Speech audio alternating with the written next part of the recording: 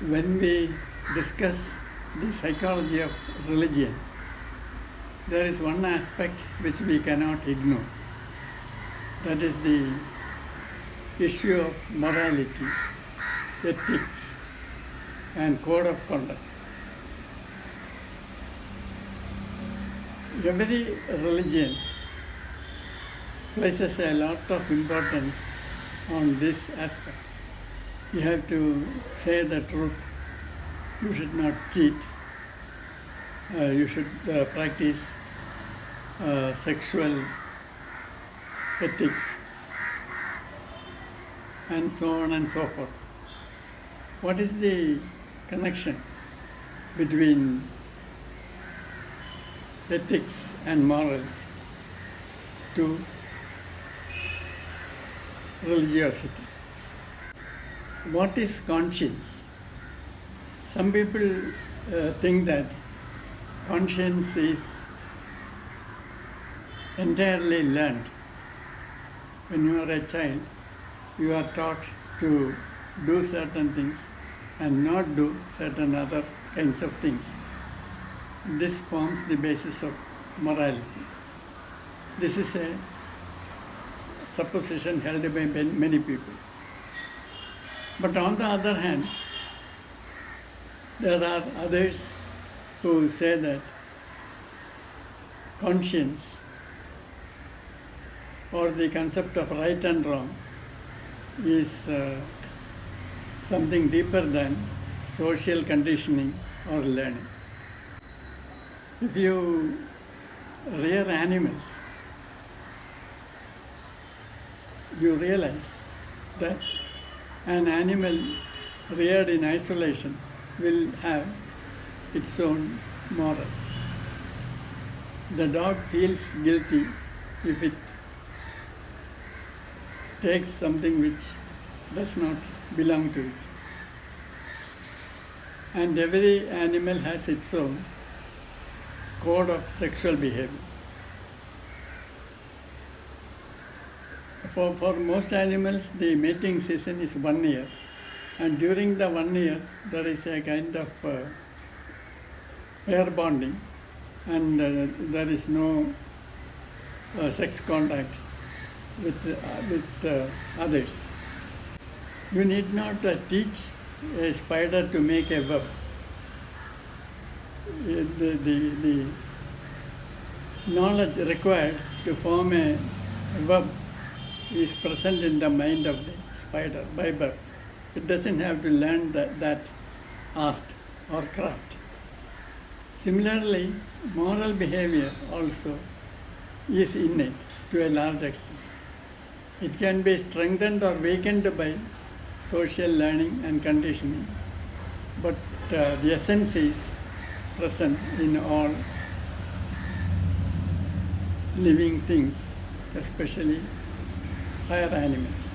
In lower animals, the flexibility is much less compared to higher animals, and as you come up the scale of evolution, you find that there is greater and greater flexibility. So a human being can totally override his innate sense of morals and act in a very vicious manner. But a dog or a cat doesn't do that. It has a rigid kind of instinctual code of conduct.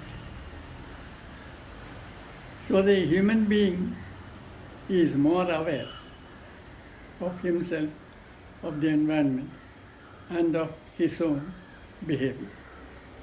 So this gives him the chance of becoming more stable or becoming more unstable. Now, the most crucial question is, how is moral behavior related to changes in stability? Einstein said, if there is a conflict between your conscience and the rules of your country, follow your conscience and not the rules of your country. So apparently Einstein supposed that conscience is something very closely related to an individual's stability. Now, what is yourself? Yourself is a collection of conditioned reflexes, not learned by you in your life, but it has come through evolution right from the amoeba. When your ancestors stole something, they were probably beaten. And this has given rise to an idea in your psyche that you should not steal. Ultimately, all morals can be reduced to one concept, that everything is part of consciousness. So if you do a violent act, you are going against the root idea that everything is consciousness. So this is the fundamental principle of all ethics and morals. An act which is against your own innate moral sense, it probably makes for instability. But if you perform an act in harmony with your own innate conscience, you are getting more stable.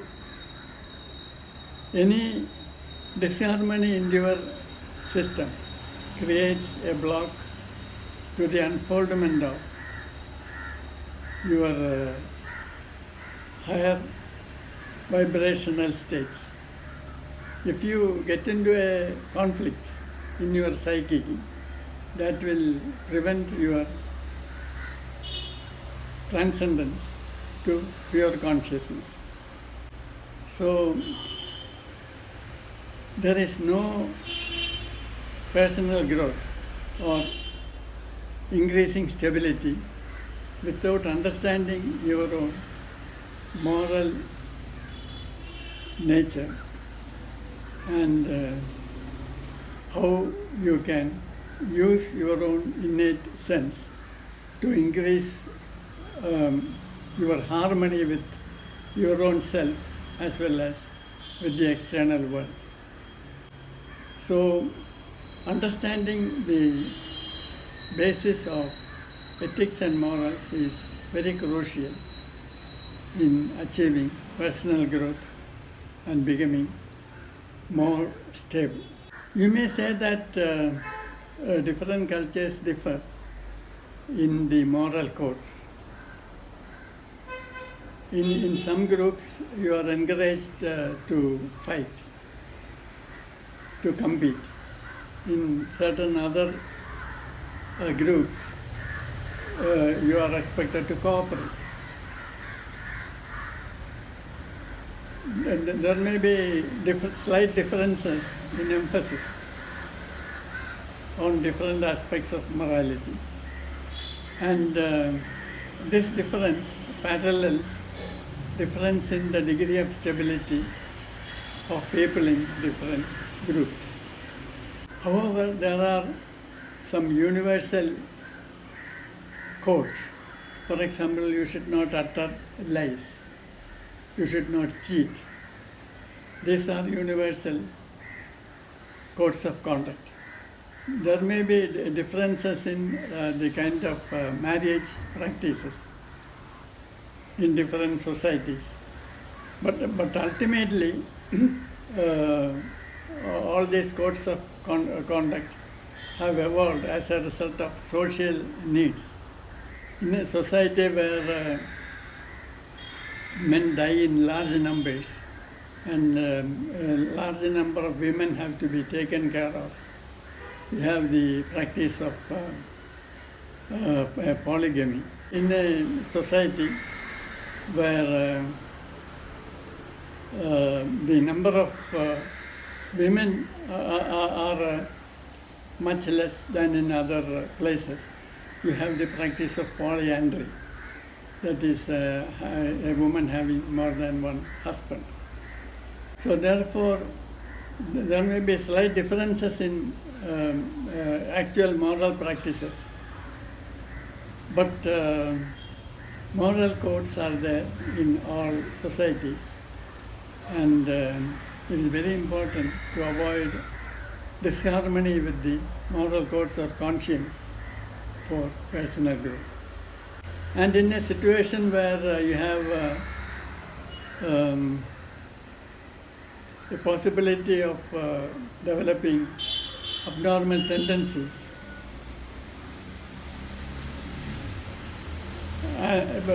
for following a certain moral code, I would say that ultimate stability is more important than a temporary maladjustment.